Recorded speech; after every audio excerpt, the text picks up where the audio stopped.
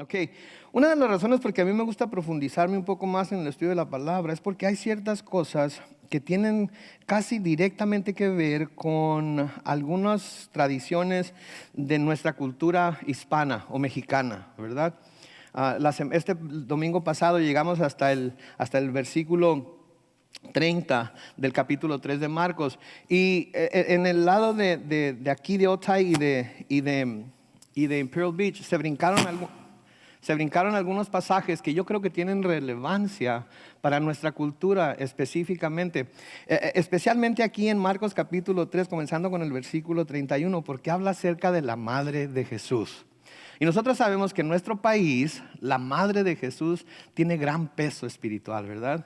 Sabemos que en nuestro país es venerada, es respetada, es adorada, se le prenden veladoras, se le conoce como corredentriz juntamente con Cristo, o corredentora juntamente con Cristo, como que tiene que ver algo con la salvación del hombre. Las Escrituras no nos dicen eso acerca de María. Entonces yo por eso decidí que vamos a cubrirla un poco más de lo que está programado cubrirla. Entonces, ahí en el capítulo 3 de Marcos, en el versículo 31, se nos dice: llegaron entonces la madre y los hermanos de Jesús, pero se quedaron afuera y mandaron a llamarlo. La muchedumbre sentada a su alrededor le dijo: tu madre, tus hermanos y tus hermanas están ahí afuera y te buscan. Un par de cosas aquí. Noten que dice tu madre, tus hermanos y tus hermanas. Sí, Jesucristo tuvo hermanos y hermanas, ¿sí? La palabra de Dios nos dice que José no conoció a María hasta después del nacimiento de Jesucristo. Y cuando habla de conocer, está hablando de conocer sexualmente, ¿sí? Cuando vemos en el libro de Génesis, cuando el Señor creó a Adán y Eva, se nos dice que Adán conoció a Eva y engendró a fulano de tal. Entonces, ¿cómo se puede engendrar? Simplemente con conocer. Obviamente está implícito ahí que tuvieron relaciones sexuales. Por lo tanto, cuando José conoció a María, procrearon hijos, y estos son de los que se está hablando aquí, de estos hermanos y de sus hermanas, ¿sí? Y fueron y dijeron: te buscan. Versículo 33 dice: Jesús le respondió: ¿y quién es mi madre y mis hermanos? Miró entonces a los que estaban sentados a su alrededor y dijo: mi madre y mis hermanos están aquí. Porque todo el que hace la voluntad de Dios es mi hermano y mi hermana y mi madre. Ahora noten lo que está pasando aquí. Cuando está hablando aquí acerca de los que están a su alrededor, cuando los está señalando a todos, no está hablando nada más acerca de los 12 que eran los que andaban con él o que los estaban siguiendo. Está hablando de todos los que están ahí para aprender más de él, para recibir su palabra, ¿sí? Y entonces no se está refiriendo nada más a aquellos que son de su círculo más cercano, sino que se está refiriendo a todos los que estaban a su alrededor.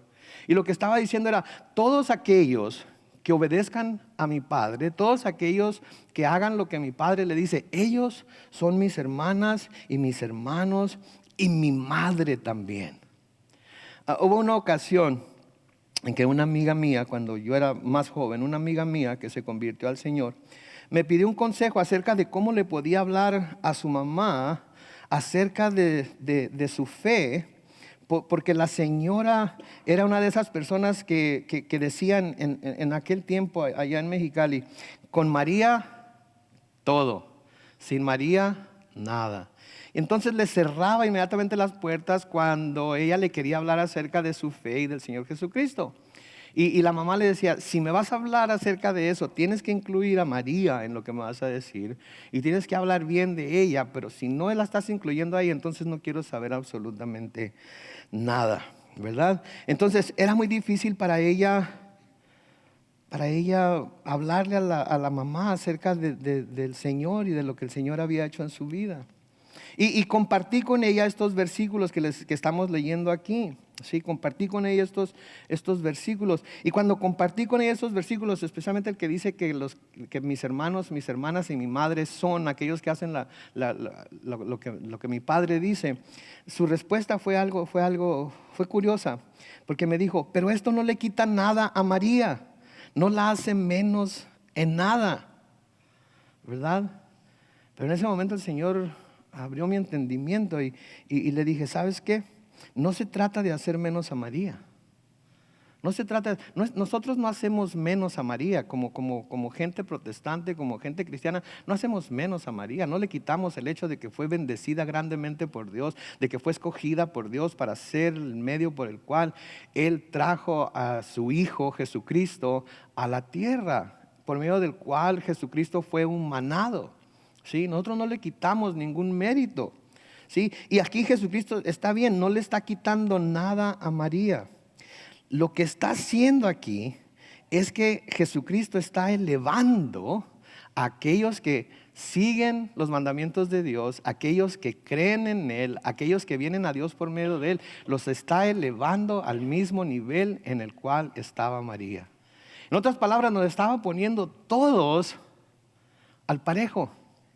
Mi papá tiene un dicho, todos coludos o todos rabones, ¿verdad? Entonces Jesucristo lo que estaba diciendo era, ¿sabes qué? Mi madre no es más que ninguno de estos que están aquí, que están tratando de aprender más acerca de Dios, que me están siguiendo, que están recibiendo mi enseñanza. Todos ellos son mis hermanos, son mis hermanas y son mi madre. Entonces lo que esto quiere decir es que nosotros estamos al mismo nivel. Delante de Jesucristo todos estamos en el mismo nivel que María, en el sentido de que todos somos de carne y hueso y todos somos pecadores. María también necesitó ser salvada por Jesucristo por medio de la fe. ¿Sí? Entonces eso es lo que está haciendo. Ahora, el problema que tenemos nosotros con la gente de la iglesia tradicional, que es la que más fieles tienen en Centroamérica, Sudamérica, en toda Latinoamérica, es que ellos hacen lo contrario. Ellos quieren poner a María y elevarla al mismo nivel que Jesús, y hasta la han llamado corredentora con Jesús. En otras palabras, se necesita a Jesús, pero también se necesita a María, y si se tiene a Jesús pero no se tiene a María, no se tiene salvación. Han llegado hasta ese punto, y eso no es lo que las Escrituras dicen. Y por eso es importante que veamos estas cosas, que no las pasemos por alto, especialmente nosotros los de cultura, odio la palabra latina, pero los de cultura mexicana, sudamericana, porque a María se le tiene muy alta estima, y no tiene nada de malo tener alta estima. Lo que tiene algo de malo es ponerla en el mismo nivel que Jesucristo y pensar que de alguna manera María puede interceder por nosotros, ¿verdad? Para obligar a Jesucristo a salvarnos. Sí, ¿verdad? Porque nosotros tenemos una cultura que respetamos mucho a la mamá, ¿verdad? Uy, la mamá, y dile a tu mamá, y que tu mamá le diga, porque si tu mamá le dice, entonces sí me van a dar permiso, ¿verdad? Si tenemos en alta estima a la mamá, que no tiene nada de malo, de nuevo, ¿ok? Pero no podemos darle a María el mismo nivel que Jesucristo. ¿Por qué? Porque las Escrituras muy claramente nos dicen que la única manera por la que podemos ser salvos es por el nombre de Jesucristo. ¿Sí? Y es muy claro. Por ejemplo, en Hechos, en el capítulo 4 y el versículo 12, leemos lo siguiente. Chequen aquí. En quien ningún otro hay salvación. ¿Por qué? Porque no se ha dado a la humanidad. ¿Cuántos? Ningún otro nombre bajo el cielo mediante el cual podamos alcanzar la salvación. Entonces, no hay ningún otro nombre. No le hace cómo se llame. Mohammed, María, Confucio, Buda, no le hace cómo se llame. Por medio de esos nombres no podemos ser salvos. Es Jesucristo el único nombre que se nos ha dado. Es Jesucristo el único conducto por el cual podemos ser salvos delante de Dios. Y tenemos que entender eso, y tenemos que predicar eso, y tenemos que decirles eso a las personas que están tercas en que María es la madre de Dios. María no es la madre de Dios, María es la madre de Jesús en su estado de humano. Dios no tiene como el escritor de los Hebreos nos dice al hablar del sacerdocio de acuerdo a Melquisedec, no tiene ni principio de días ni fin de días, no tiene madre ni padre, ¿sí? Entonces María es la madre de la persona de Jesucristo, pero no es la madre de Dios, ¿ok? Y no puede interceder por nosotros. Hay un rezo muy popular en la iglesia tradicional, ¿verdad? Santa María, Madre de Dios, ruega por nosotros pecadores, ahora y en la hora de nuestra muerte, ¿verdad? Yo nunca fui católico, pero me gustaron muchas muchachas católicas, entonces iba a misa con ellas para quedar bien con ellas y con sus padres, ¿verdad? Y me las aprendí, pero no puedo creer que haya dicho eso y lo están transmitiendo en vivo. Pero en fin. Ok. Cálmense. Entonces habla de ruega por nosotros pecadores ahora y en la hora de nuestra muerte. María no puede rogarle a nadie por nosotros. El único que puede interceder por nosotros es Jesucristo. ¿Sí? Él es el único. En primera de Timoteo capítulo 2, los versículos 5 y 6 nos dicen lo siguiente. Primera de Timoteo capítulo 2, versículo 5 dice: porque hay un solo Dios y ¿cuántos? Un solo mediador entre Dios y los hombres, que es Jesucristo hombre, el cual, dice el versículo 6, se dio a sí mismo en rescate por todos, de lo cual se dio testimonio a su debido tiempo. Entonces, hay un solo Dios y un solo mediador. Quiere decir que nadie puede ser mediador de nadie delante de Dios excepto Jesucristo. Los santos no pueden ser mediadores por nosotros. Nuestros propios padres no pueden ser mediadores por nosotros. Nuestros hijos no pueden ser mediadores por nosotros. El único mediador entre nosotros y Dios es Jesucristo. Sí, entonces, por eso es importante que cubramos estas porciones de la Escritura, especialmente en nuestra cultura, porque todo eso lo tenemos bien grabado en la cabeza, especialmente los que vienen de la religión católico-romana, porque ni siquiera es católica, nada más es católico-romana.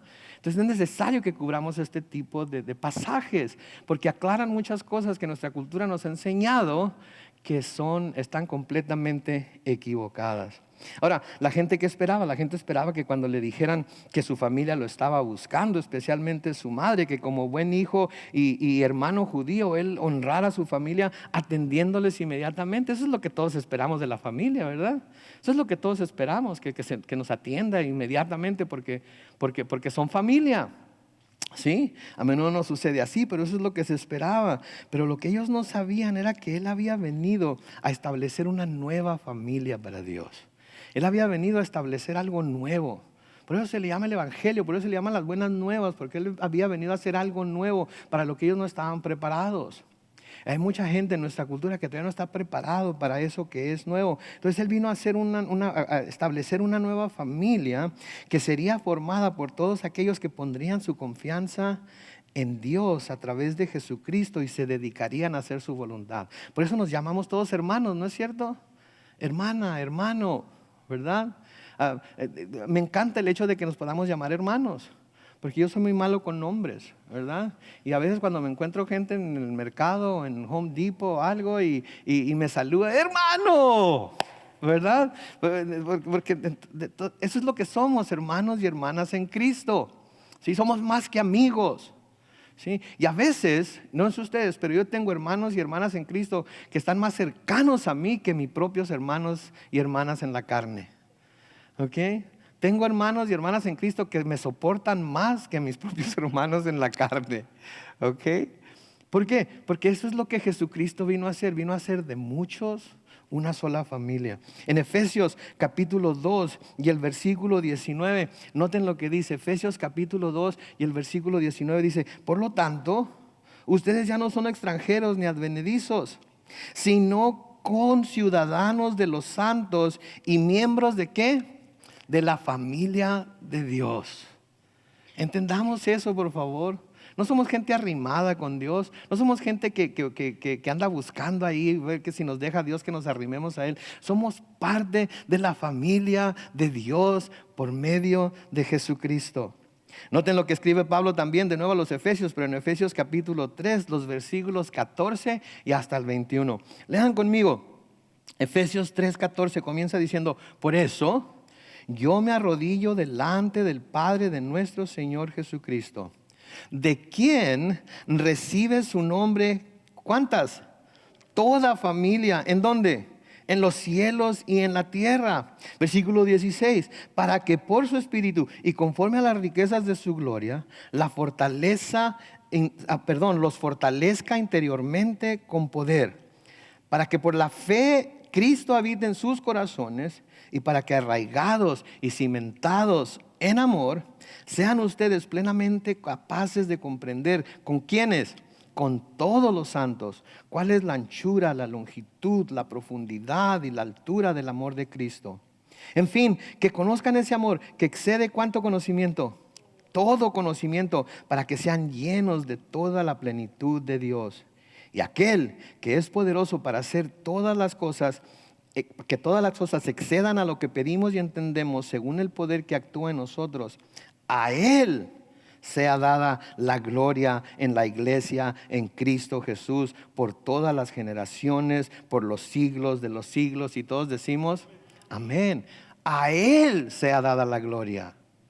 No a María, no a San Pablo, no a San Pedro, no a San Judas Tadeo, no a ninguno de ellos. Porque no son merecedores de la gloria que solamente se le debe dar a Dios. Solamente Él es digno de esa gloria. Y por eso tenemos que ser tajantes en nuestra manera de ver estas cosas. No porque queremos ofender a la gente, no porque queremos comprobarles que están equivocados y nosotros estamos bien, que es la verdad, sino porque queremos que busquen al único que en realidad puede salvarlos. Queremos que se vuelvan aquel que es el único que derramó su sangre por ellos y puedan recibir la salvación de sus almas eternas. Y no estén esperanzados en que tal o cual santo, o tal o cual virgen, o tal o cual profeta va de alguna manera a interceder por ellos, porque hay un solo mediador, que es ¿quién? Jesús. Entonces, por eso es importante que repasemos estas cosas, por eso es importante que las veamos. Y por eso las puso el Señor en la Biblia, porque es necesario que las conozcamos. Sí, todas las culturas tenemos diferentes cosas que tratan de robar nuestra atención y de que la pongamos en otras cosas que no sean Cristo, todas. Okay, no nada más la latinoamericana. La verdad, en Estados Unidos también tienen sus propias cosas. Pero esta en particular es muy nuestra. Y esta en particular tenemos que conocerla nosotros para saber cómo lidiar con ello. Amén. Ahora en el capítulo 4, comenzando con el versículo 1. Aquí se nos va a contar una parábola muy conocida, la cual debemos de prestar atención a ella, porque el Señor Jesucristo nos va a decir que si no entendemos esta parábola no vamos a poder entender ninguna de las otras parábolas.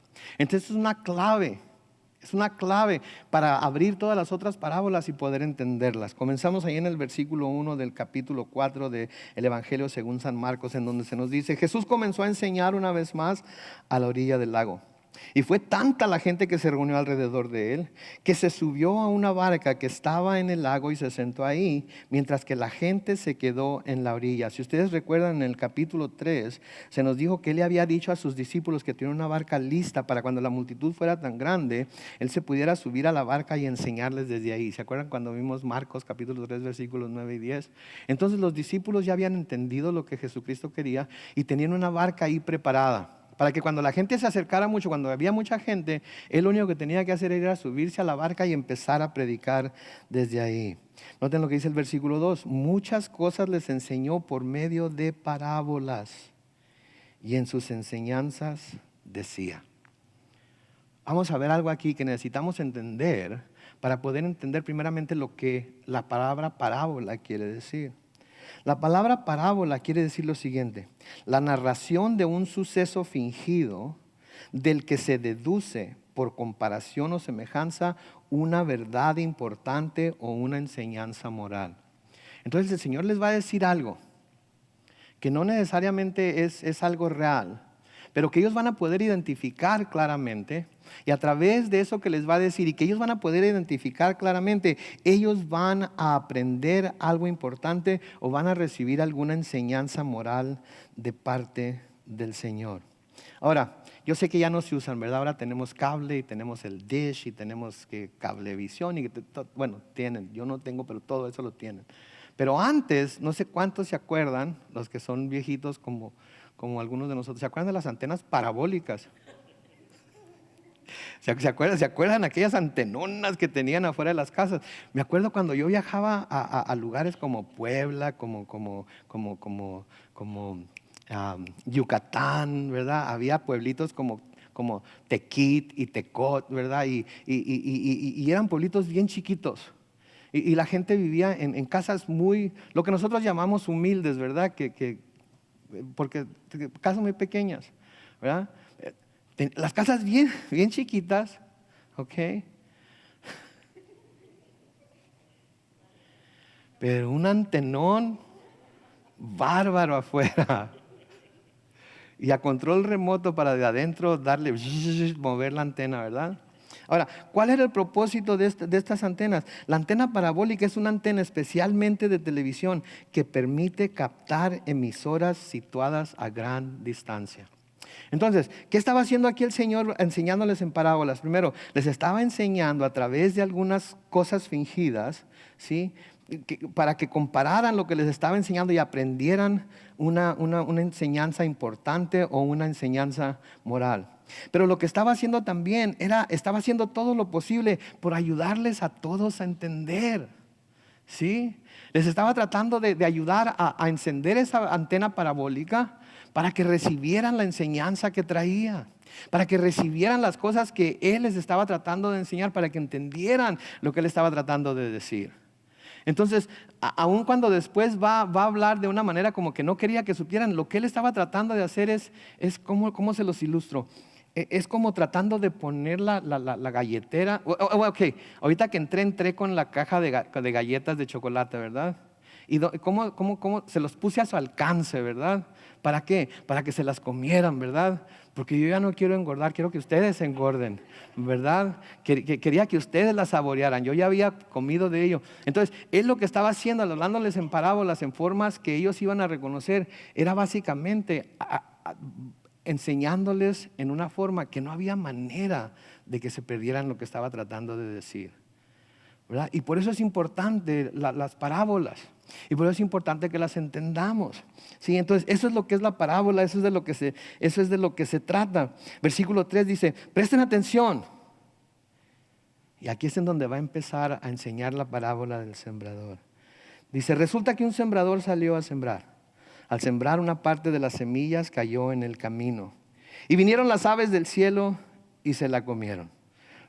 Sembraron en el camino, estaba cerca del camino, la gente caminaba por ahí, por donde la gente camina tiende la tierra a endurecerse, por lo tanto cualquier cosa que cae en la tierra no se profundiza, por lo tanto las aves podían venir y tomarla. ¿Sí? Versículo 5 dice, otra parte cayó entre las piedras, donde no había mucha tierra, y enseguida brotó porque la tierra no era profunda, pero en cuanto salió el sol se quemó y se secó porque no tenía raíz.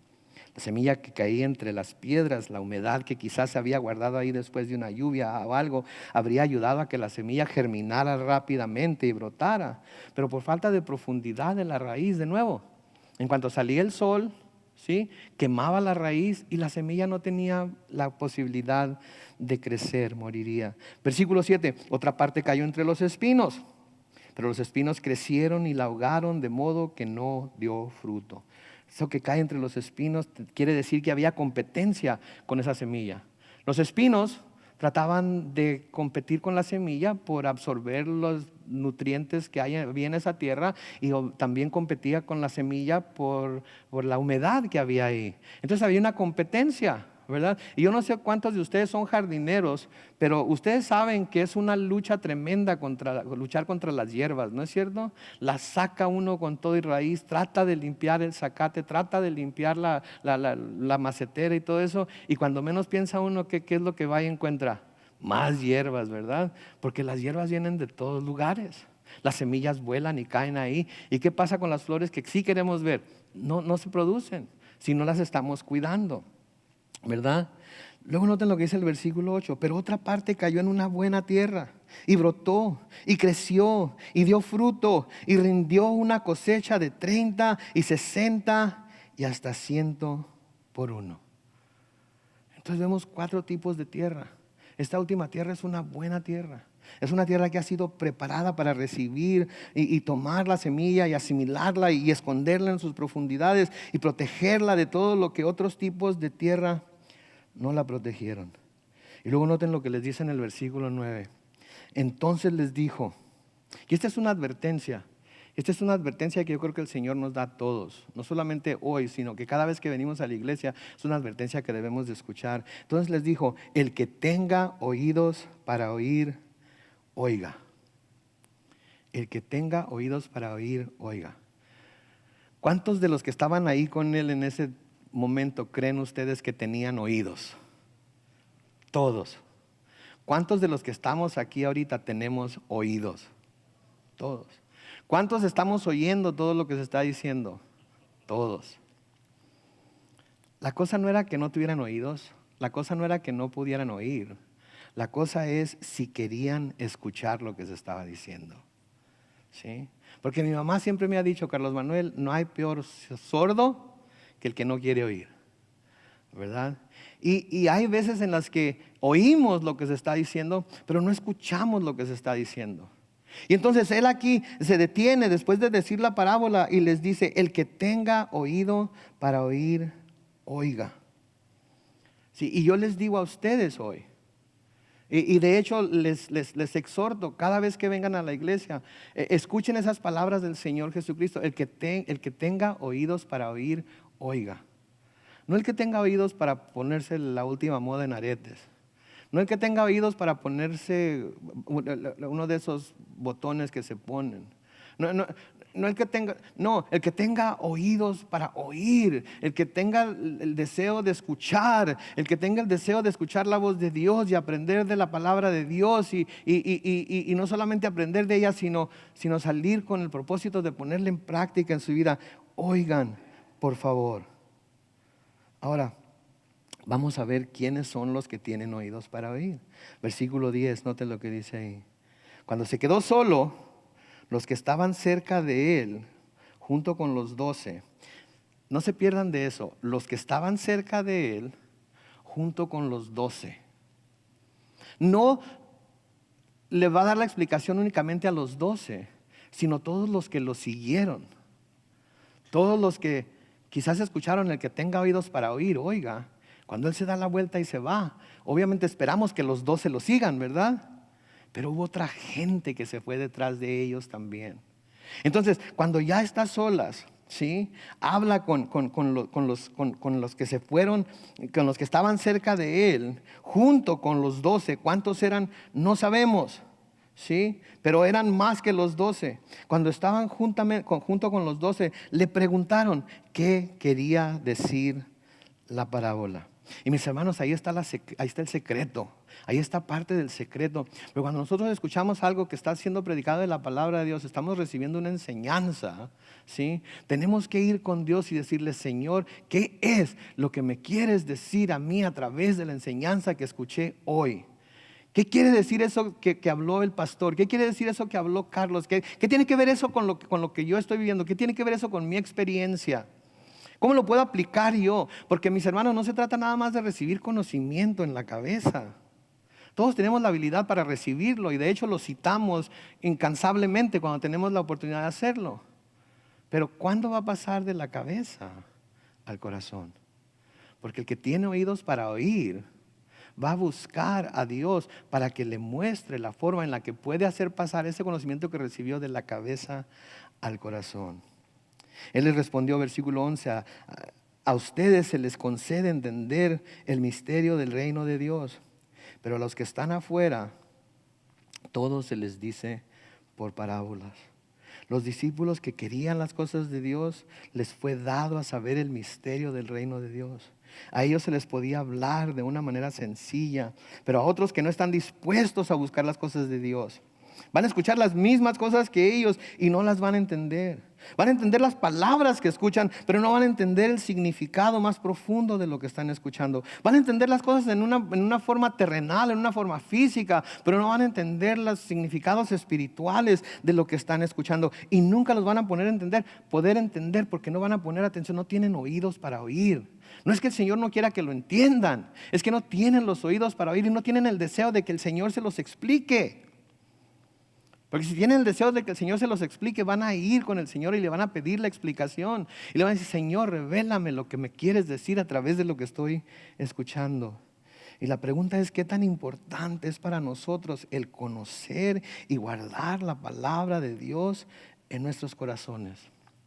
Porque solamente cuando conocemos la palabra de Dios y la guardamos en nuestros corazones, como dice el salmista en el Salmo 119, ¿verdad?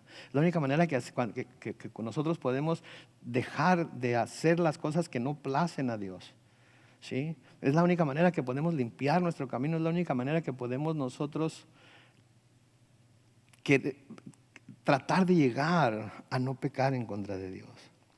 Le sigue diciendo ahí en el versículo 12, ¿por qué les va a hablar así a los demás y por qué no van a recibir? Dice, para que viendo vean y no entiendan, y oyendo oigan y no comprendan, no sea que se conviertan de sus pecados y les sea perdonado. ¿Sí? Ahora, no quiero que vayamos a creer aquí que lo que el Señor estaba tratando de decir es que iba a esconder ciertas cosas de cierta gente y a cierta gente se la iba a revelar, porque ese no era el caso. Vemos desde el capítulo 1, en el versículo 15, que el Señor decía a todos los que estaban ahí, el tiempo se ha cumplido y el reino de Dios se ha acercado, arrepiéntanse y crean en el Evangelio. Entonces, si no quería que nadie se salvara, si no quería que algunos de ellos se salvaran, no les daría la única fórmula por medio de la cual podemos ser salvos. ¿Cómo? Arrepentirnos y creer. ¿Sí? Entonces no se trata de eso. ¿Sí? Al ellos escuchar este mensaje, ellos lo habían rechazado.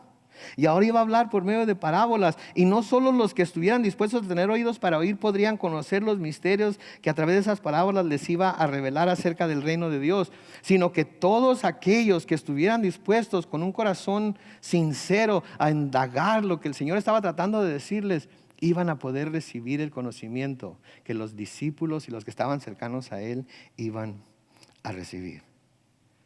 Luego noten lo que les dice en el versículo 13. También les dijo, si no entienden ustedes esta parábola, ¿cómo podrán entender todas las demás? Entonces entender esta parábola es clave para entender las demás parábolas, porque de aquí en adelante vamos a ver un sinnúmero de parábolas y vamos a ver que vamos a tener que referenciar esta parábola para interpretar lo que la otra parábola está tratando de decir.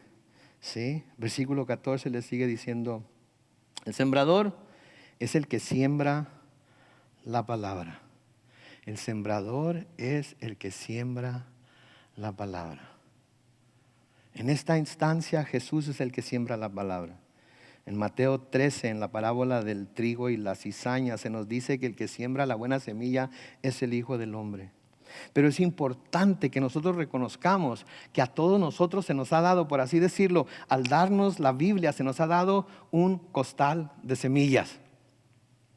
Y nos ha dado un costal de semilla buena, de semilla que puede producir, de semilla que puede dar fruto, de semilla que puede llevar gloria a Dios.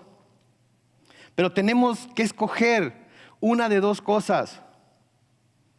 O cerramos el costal y lo dejamos cerrado y no usamos esa semilla, o buscamos que por donde quiera que vayamos, vamos haciendo que metiendo la mano al costal y aventando la semilla de la palabra de Dios. Nomás esas dos opciones tenemos. Y creo que todos nosotros debemos de reconocernos como aquellos que el Señor ha enviado a sembrar la buena semilla. Todos y cada uno de nosotros tenemos esa comisión de parte del Señor de que vayamos a sembrar la buena semilla, porque la semilla de la palabra de Dios es buena. ¿Ha producido fruto en nuestra vida? Sí ha producido fruto en nuestra vida. ¿Cómo va a producir fruto en la vida de los demás si no estamos dispuestos a esparcir esa semilla? Si no estamos dispuestos a sembrar esa semilla. Ahora, a nosotros como al sembrador no nos importa en qué clase de tierra la sembremos, ¿no es cierto? Porque eso no nos debe importar a nosotros. A nosotros lo que nos debe importar es que por donde quiera que vayamos, vayamos regando la semilla. Vayamos regándolas. Y tenemos una cantidad infinita de semilla, porque la palabra de Dios es infinita. La palabra de Dios nunca se acaba. La palabra de Dios tiene todo lo necesario para vivir una vida piadosa y para llevar el mensaje del evangelio a toda persona. Entonces él les empieza a explicar la parábola y les dice: el sembrador es el que siembra la palabra. Versículo 15 dice: algunos son como los sembrados junto al camino. En ellos se siembra la palabra, pero enseguida, después de oírla, viene Satanás y les arrebata la palabra sembrada en su corazón. Estos son lo que los pájaros vienen y quitan la palabra, la semilla. Hay muchos que reciben la semilla, ¿sí? Hay muchos en los que la palabra cae, ¿sí?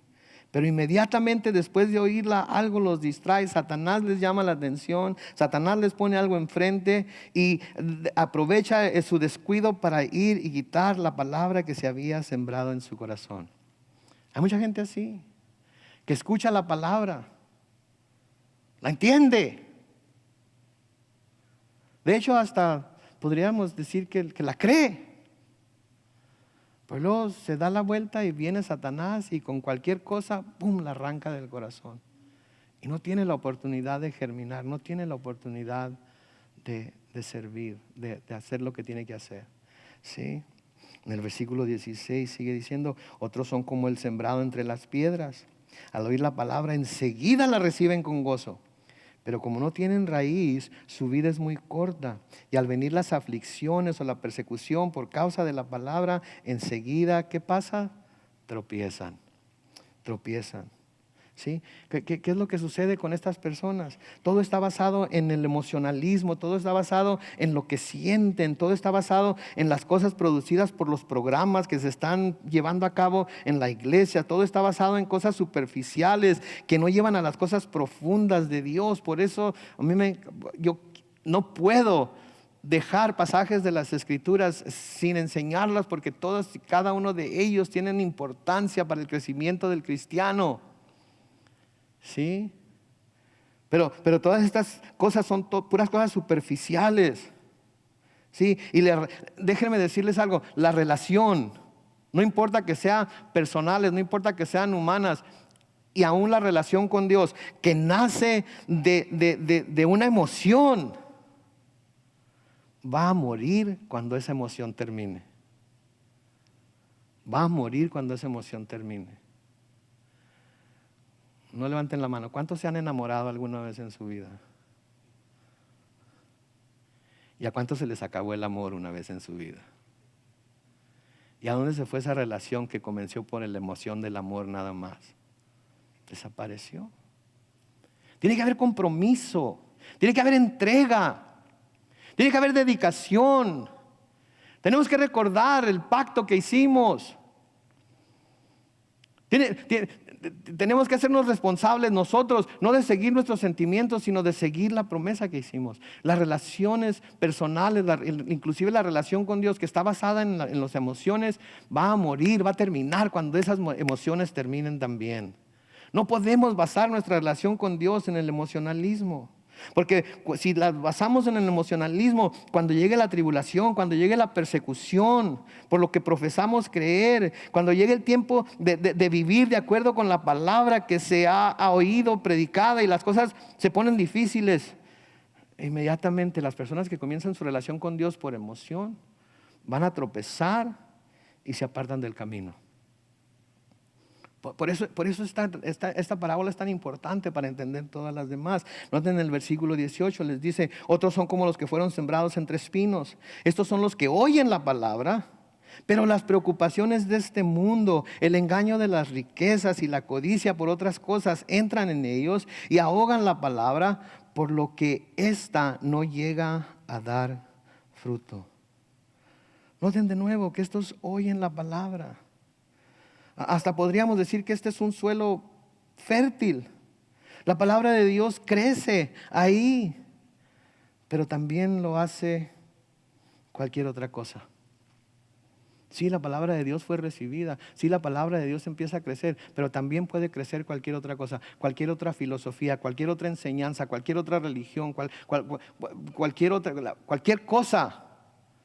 Tenemos la Biblia y tenemos el último libro de autoayuda. Tenemos la Biblia y tenemos el último libro de la psiquiatría. Tenemos la Biblia y tenemos también otro libro que nos ayuda a encontrar a nuestro Dios interno. Tenemos la Biblia y tenemos el libro que nos ayuda a tener nuestro mejor yo ahora.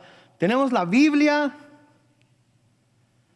y tenemos una biblioteca llena de libros que ya les dimos 2 o 3 leídas, pero la Biblia apenas cuando vamos a la iglesia.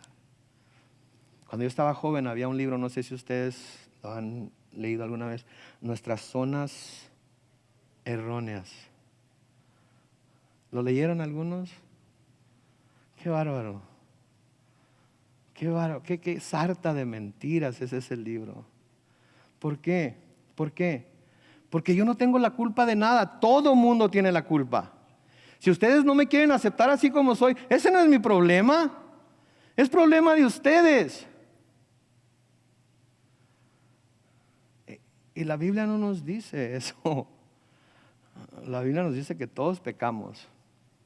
La Biblia nos dice que somos guarda de nuestro hermano. La Biblia nos dice que nos amemos los unos a los otros. La Biblia nos dice que pensemos de los demás más de lo que pensamos en nosotros. La Biblia nos dice todo lo contrario. Pero no saben cuánta gente se leyó ese libro, se lo bebió y vivió la mitad de su vida completamente engañada hasta que se dio cuenta que no eran los demás los del problema, sino que éramos nosotros los del problema. Y noten que dije de nosotros, porque yo también me lo creí. ¿Sí? Entonces, esta gente recibe todo eso, pero al mismo tiempo recibe todas estas cosas, recibe todas las cosas populares de este tiempo, la búsqueda de las riquezas, el deseo por cosas que si bien no son malas, tampoco fomentan el crecer en el conocimiento de la palabra de Dios y en la relación personal con Dios. Y todas estas cosas vienen y toman el lugar de la palabra en sus vidas y ahogan la palabra. Sí, esto es de lo que está hablando aquí el Señor. Esto es lo que quiere que entiendan ellos. Esto es lo que quiere que entendamos nosotros también. No podemos nosotros tener cosas que compitan con el Señor, que compitan con su palabra y creer que de alguna manera vamos a ser fortalecidos en Él y fortalecidos en ella. Versículo 20 dice, pero hay otros que son como lo sembrado en buena tierra. Son los que oyen la palabra y la reciben y rinden fruto. Dan 30, 60 y hasta 100 semillas por cada semilla sembrada. ¿Sí? La buena tierra. La buena tierra. La tierra que está dispuesta a recibir, pero también a proteger. La tierra que está dispuesta a recibir, pero también a cultivar. La tierra que está dispuesta a recibir, pero también a buscar el significado, no de parte de los hombres, sino de parte de Dios directamente. Que se acerca a Cristo, que se acerca al Señor y pide que por el poder de su Espíritu le enseñe las profundidades del conocimiento de su palabra. Para que sea más que un conocimiento intelectual, para que sea algo que sea parte de nuestro ADN. Para que sea algo que está bien sembrado en nuestro corazón y es lo que nos mueve y lo que nos hace vivir y servir y hacer lo que Él nos manda hacer. Entonces debemos buscar ser como la buena tierra, la que está de nuevo preparada para recibir y tomar la semilla, asimilarla, esconderla en las profundidades, protegiéndola de todo lo que los otros tipos de tierra no la protegieron. Por eso es importante. Versículo 21 del Evangelio según San Marcos, capítulo 4, sigue diciendo, también les dijo, ¿acaso la luz se enciende para ponerla debajo de un cajón o debajo de la cama? Al contrario, se enciende para ponerla en un candelero. Bueno, aquí viene esta enseñanza de que nosotros somos la luz del mundo. Entonces no podemos vivir escondidos. No podemos esconder esa luz debajo de la cama o debajo de algún cajón. Esa luz tiene que brillar. Tenemos que ponerla para que la gente vea la luz y busque la luz. ¿Sí? Ese es el propósito de que nuestra luz haya sido encendida. Versículo 22 sigue diciendo, porque no hay nada oculto que no llegue a manifestarse, ni hay nada escondido que no salga a la luz. Tarde o temprano todo va a salir a la luz. Tarde o temprano todo va a salir al descubierto. Por lo tanto, tenemos que andar en la luz para que cuando la luz se encienda completamente, no tener que huir avergonzados. ¿Sí? Entonces somos la luz.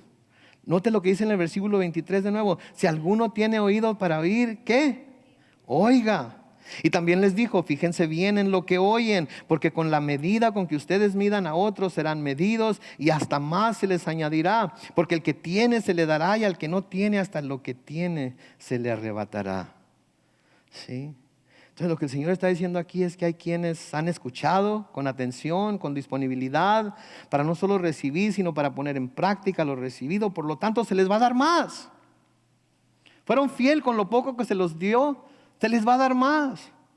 Sí, pero hay quienes creen tenerlo ya todo calculado, ya lo han oído todo, ya lo han descifrado todo. Por lo tanto, nadie va a venir a decirles cómo, cuándo, dónde. Ellos ya lo saben todo. Y estos últimos, hasta lo que tienen, un día les va a ser quitado. Hasta lo que tienen, un día les va a ser quitado. Porque no quieren tener nada que ver con Dios. Porque no quieren profundizarse en las cosas de Dios. Entonces va a llegar el día en el que Dios va a decir, ok, está bien, si eso es lo que quieres, eso es lo que te voy a dar, eso es lo que vas a tener. Ninguno de nosotros queremos llegar a ese punto. En el versículo 26 y siguientes habla de la parábola del crecimiento de la semilla. Noten, Jesús dijo también, el reino de Dios es como cuando un hombre arroja semillas sobre la tierra. Ya sea que él duerma o esté despierto, de día y de noche la semilla brota y crece sin que él sepa cómo. Y es que la tierra da fruto por sí misma. Primero sale una hierba, luego la espiga y después el grano que se llena en la espiga. Y cuando el grano madura, enseguida se mete la hoz porque ya es tiempo de cosechar. Ahora, a la luz de lo que estamos viendo en la parábola del sembrador, entonces vemos otra vez que la semilla se va sembrando y esa semilla es la palabra. ¿Sí? El hombre que la siembra no sabe cómo va a crecer esa semilla. Nosotros cuando sembramos la semilla no debemos de quedarnos ahí a ver qué pasa, ¿verdad? Le di la palabra a esta persona, así es que ahora me voy a plantar aquí a ver qué hace con ella. ¿Sí? Y luego cada vez que no hace lo que nosotros le decimos que haga, un bibliazo, ¿qué no te dije? No. Nosotros sembramos la semilla y dejamos que la semilla produzca lo que va a producir, cuándo lo va a producir, de acuerdo a la voluntad de Dios. Pero nosotros no debemos de dejar de sembrar la semilla simplemente porque nosotros no miramos que la semilla dé resultados inmediatamente. Porque a menudo nosotros sembramos la semilla y hasta pensamos, no, esta tierra está demasiado dura. Esta tierra, demasiadas piedras. Esta tierra, demasiadas hierbas. Esta tierra no va a dar nada. Estoy desperdiciando esta buena semilla en esta tierra. ¿Saben qué? El Señor Jesucristo no hizo eso, ¿no es cierto? Él aventó la semilla por donde quiera. Y esa es nuestra misión también. Porque la palabra de Dios nunca va a volver vacía. En Isaías capítulo 55, los versículos 10 y 11, lean conmigo lo que dice. Isaías 55, 10 y 11 dice: así como la lluvia y la nieve caen de los cielos y no vuelven allá, sino que riegan la tierra y la hacen germinar y producir, con lo que dan semilla para el que la siembra y pan para el que come. Versículo 11, así también mi palabra cuando sale de mi boca no vuelve a mí vacía, sino que hace todo lo que yo quiero y tiene éxito en todo aquello para lo cual la envié. Entonces no debemos de ser, mi mamá lo llama pichicato. ¿Saben qué quiere decir pichicato? ¿No saben qué quiere decir? No sean agarrados, no sean codos. ¿Sí? No sean de mi tierra. Dios nos ha dado semilla en abundancia y todos los días debemos de andar sembrando esa semilla. En Gálatas 6:9 Pablo dice: no nos cansemos pues de hacer el bien, porque a su tiempo segaremos, ¿sí qué? Si no nos desanimamos.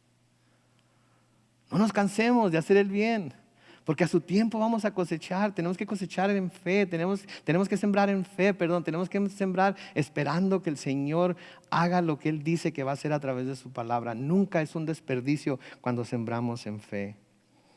Los siguientes versículos nos habla acerca de la semilla de la mostaza. Noten, comenzando con el versículo 30, también dijo: ¿con qué vamos a comparar el reino de Dios? ¿Qué parábola nos sirve de comparación? Puede compararse con el grano de la mostaza, que al sembrarlo en la tierra es la más pequeña de todas las semillas, pero después de sembrada crece hasta convertirse en la más grande de todas las plantas y echa ramas tan grandes que aún las aves pueden poner su nido bajo su sombra. ¿Qué quiere decir esto? Comenzó con 12, ¿no es cierto? Comenzó con 12 y luego envió a 70 y luego vinieron más discípulos y empezó a crecer y a crecer y a crecer. Y luego Él murió en la cruz y resucitó y ascendió al cielo y les dio la gran comisión. Y ahorita estamos nosotros aquí por el testimonio de ellos. Y saben que todavía hay lugar en el reino de Dios. Por eso nosotros debemos seguir predicando y predicando. Versículo 33 sigue diciendo: con muchas parábolas como esta Jesús les hablaba de la palabra hasta donde podían entender, y sin parábolas no les hablaba. Noten, aunque a sus discípulos les explicaba todo en privado. Queremos saber las cosas profundas de Dios, vayamos a Él en privado y a pedirle que nos las revele. Sí, yo soy muy limitado en mi manera de explicar, yo estoy muy limitado en mi habilidad para exponer la palabra de Dios, pero el Espíritu Santo de Dios puede llevarnos hasta lo más profundo de su palabra, pero tenemos que ir a buscarlo en privado. Por eso la oración es tan importante, y no solamente para pedirle lo que necesitamos, que ya Él sabe lo que necesitamos, sino para decirle que queremos más entendimiento, que queremos que abra nuestra mente y nuestro corazón para recibir todas las cosas profundas de Dios. Vamos a apurarnos aquí para terminar el capítulo 4, pero noten ahí, comenzando con el versículo 35. Ese mismo día, al caer la noche, Jesús les dijo a sus discípulos: pasemos al otro lado. Yo tengo en mi Biblia subrayado 2 veces esas 4 palabras: pasemos al otro lado. Versículo 36 dice, y ahorita van a saber por qué: despidió a la multitud y partieron con él en la barca donde estaba, y también otras barcas lo acompañaron.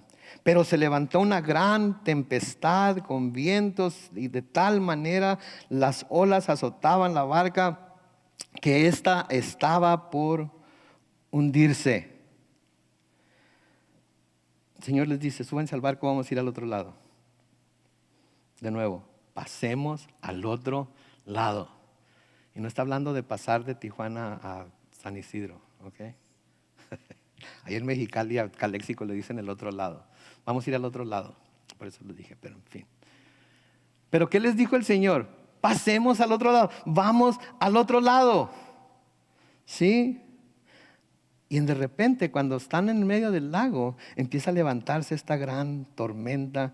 Tan grandes eran en un lago, ¿ok? En un lago no tiene olas.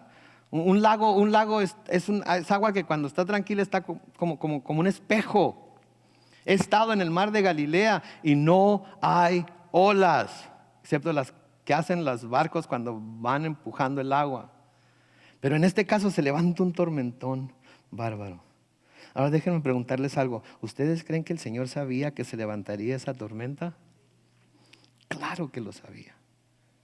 Pero aún así permitió que ellos tuvieran que pasar por ella. Aún así les dijo: vamos al otro lado. ¿Sí? Él hubiera podido decir: quiero ir al otro lado, pero como va a haber una tormenta que los va a asustar, no quiero que pasen por esa tormenta, así es que nos vamos a quedar de este lado hasta que la tormenta pase y luego vamos a ir. No les dice eso, les dice: vamos al otro lado, aun cuando sabía que esa tormenta iba a pasar. ¿Sí? Y lo primero que debemos ver aquí es que a menudo, aun cuando estamos en el centro de la voluntad de Dios, vienen tormentas a nuestra vida. Amén. Yo estoy seguro que no hay ningún pecado en la vida de mi esposa. Les puedo asegurar que no hay ningún pecado en mi vida. Sin embargo, estamos pasando por un tormentón bárbaro. Y a veces sentimos que las olas nos cubren. Pero ¿saben qué? El Señor nos ha dicho: vamos al otro lado. Y tenemos que creer juntos que vamos a llegar al otro lado. Hay gente que cree que las tormentas y pruebas solo se presentan cuando desobedecemos a Dios o hacemos algo en contra de su voluntad. Pero los discípulos estaban obedeciendo las instrucciones del Señor. Súbanse al barco y vamos al otro lado. ¿Sí? Pero de nuevo, aun cuando nos encontramos en la plena voluntad del Señor, las tormentas vienen a nuestra vida. Versículo 38 dice: Jesús estaba en la popa y dormía sobre una almohada. Lo despertaron y le dijeron: Maestro, ¿acaso no te importa que estamos por naufragar? Noten, Jesús estaba dormido. ¿Habría cosas por las que Jesús pudiera preocuparse? Digo, la gente que venía a verlo, todos los que tenía que sanar, los fariseos y los escribas y los principales que lo acechaban. Podía haber cosas por las que se preocuparan, ¿no es cierto? ¿Pero estaba preocupado? No, estaba dormido, estaba descansando. ¿Sí? ¿Por qué? Porque confiaba en su Padre, confiaba en Dios. Sabía que esa tormenta era una oportunidad que iba a tener de enseñarles un principio espiritual a sus discípulos, y estaba tranquilo. Mis hermanos, las tormentas, y no importa cuál sea la razón por la que estamos pasando por ellas, son porque Dios quiere enseñarnos un principio espiritual que debemos aplicar a nuestra vida para poder vivir una vida cristiana victoriosa. Porque vamos a tener victoria sobre las tormentas. En el Salmo 4, los versículos 6 al 8, lean conmigo lo que dice. Son muchos los que preguntan, ¿quién nos hará ver el bien? Que la luz de tu rostro, Señor, nos ilumine. Tú pusiste en mi corazón más alegría que la de tener trigo y vino en abundancia. Está hablando en términos financieros, aquí está hablando en términos terrenales. Aquí dice, tú pusiste en mi corazón más alegría que la de tener todo lo que pudiera necesitar en abundancia. Versículo 8, noten lo que dice.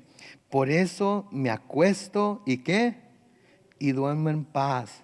¿Por qué? Porque solo tú, Señor, me haces vivir confiado. Aprendamos del Señor Jesucristo. Sabía que la tormenta iba a estar ahí, la tormenta era grande, pero Él también sabía que tenía el poder para apaciguar esa tormenta. Señor, ¿sí? Pero ellos, ¿qué hacen? Lo despiertan. Señor, que no te importa que nos vayamos a ahogar. Así somos, ¿no es cierto? Señor, ¿qué no te importa? Algunas noches que he estado orando por mi esposa, le digo, Señor, ¿qué onda? ¿En serio? ¿No le puedes dar alivio de esto que está pasando? Pero él me dice, tranquilo, tranquilo. Yo sé lo que estoy haciendo. Y saben que tengo que confiar. Tenemos que confiar. Porque Él nos ha dicho que vamos al otro lado. ¿Sí? Él nos ha dicho que vamos a llegar al otro lado. Versículo 39 sigue diciendo, Jesús se levantó y reprendió al viento y dijo a las aguas, silencio, a callar. Y el viento se calmó y todo quedó en completa calma. Y a sus discípulos les dijo, ¿por qué tienen tanto miedo? ¿Cómo es que no tienen fe? ¿Por qué les dijo que no tenían fe? Porque no creían en Él. Era obvio que creían en Él, lo habían seguido, andaban con Él para donde quiera que Él iba. Pero ¿por qué les dijo que no tenían fe? ¿Saben por qué les dijo que no tenían fe? Porque no creyeron que iban a llegar al otro lado. No le creyeron a Él que iban a llegar al otro lado. Por eso les está diciendo que no tienen fe, porque no le creyeron que iban a llegar al otro lado. ¿Sí? Ahora nosotros, díganme si esto no es cierto, nosotros si estuviéramos en su lugar, porque conocemos la historia, nos diríamos los unos a los otros, no lo despiertes, vamos a llegar al otro lado.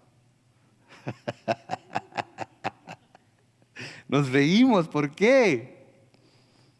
Porque hemos estado en ese lugar, ¿verdad? Donde las olas se están levantando y están golpeando contra la barca. Y aunque el Señor nos ha dicho, vamos a ir al otro lado, ¿qué hacemos? Señor, ¿no te importa? ¿No te importa que me vaya a ahogar? No es que no le importe, es que Él nos ha dicho, vamos a ir al otro lado. ¿Saben qué? Miren, el Señor tiene la autoridad sobre todas nuestras tormentas. El Señor tiene autoridad sobre todos los vientos y las olas que azotan contra nuestras vidas. Él no nos deja, Él no nos desampara cuando estamos pasando por las tormentas. Él las pasa con nosotros. En Isaías 43, el versículo 2, dice, cuando pases por las aguas, yo estaré contigo. Cuando cruces los ríos, no te anegarán. Cuando pases por el fuego, no te quemarás, ni las llamas arderán en ti. Noten que dice, cuando pases por las aguas, porque vamos a pasar. ¿Sí? Cuando cruces los ríos, porque vamos a tener que cruzarlos. Cuando pases por el fuego, porque vamos a tener que pasar por el fuego. Pero Él va a estar con nosotros. En el Salmo 138, los versículos 7 y 8 dicen lo siguiente: cuando me encuentre angustiado, tú me infundirás nueva vida. Me defenderás de la ira de mis enemigos. y con tu diestra me levantarás victorioso. Tú, Señor, cumplirás en mí tus planes. Tu misericordia, Señor, permanece para siempre. Yo soy creación tuya, no me desampares. Mis hermanos, qué oraciones, qué bárbaro. Esas son las oraciones que debemos levantar al Señor. Esas son las oraciones con las que debemos clamar a Dios. Porque es el mismo Dios que servimos nosotros al que sirvieron Abraham, Isaac y Jacob. Así que las tormentas se callaron.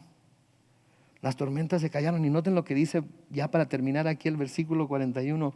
Dice, ellos estaban muy asustados y se decían unos a otros, ¿quién es este? Que hasta el viento y las aguas le obedecen. Hasta el viento y las aguas le obedecen. ¿Y saben que ese es el propósito de las tormentas cuando llegan a nuestra vida? Que cuando la tormenta se calma, cuando la tormenta se va, cuando el lago queda como cristal y todo está en paz, que nosotros digamos, ¿quién es este? ¿Quién es este que tuvo el poder para detener esta tormenta tan grande que yo pensé que nunca se iba a acabar? ¿Quién es este que tiene el poder para calmar esta enfermedad? ¿Quién es este que tiene el poder para tocar a este incrédulo? ¿Quién es este que tiene el poder para hacer a un lado a este mi enemigo? ¿Quién es este que tiene el poder para poner mi vida que estaba en estos momentos boca abajo como debe de estar y traer la tranquilidad? ¿Saben quién es? Es nuestro Señor Jesucristo. Es nuestro Señor Jesucristo. Y si ponemos nuestra fe en Él, vamos a vencer. Pero no se trata nada más de creer en Él, se trata de creerle a Él. Hoy algunos de ustedes el Señor les está diciendo, vamos a pasar al otro lado. Pónganlo, es como decimos en inglés, you can take it to the bank. Pueden ir y depositarlo en el banco. Si Él les dijo, vamos a pasar al otro lado, vamos a pasar al otro lado. Sí. El apóstol Juan escribe en 1 de Juan capítulo 5, los versículos 4 y 5. Porque todo el que ha nacido de Dios, ¿qué va a hacer? Vence al mundo. Y esta es la victoria que ha vencido al mundo, que es nuestra fe. Esta es la victoria. ¿Quién es el que vence al mundo? Sino el que cree que Jesús es el Hijo de Dios. ¿Cuántos aquí creemos que Jesús es el Hijo de Dios? ¿Cuántos creemos hoy que vamos a llegar al otro lado? Porque Él dice que vamos a llegar al otro lado. Mis hermanos, mis hermanas, vamos a llegar al otro lado. Porque Él nos dijo, vamos al otro lado. Amén. Oremos.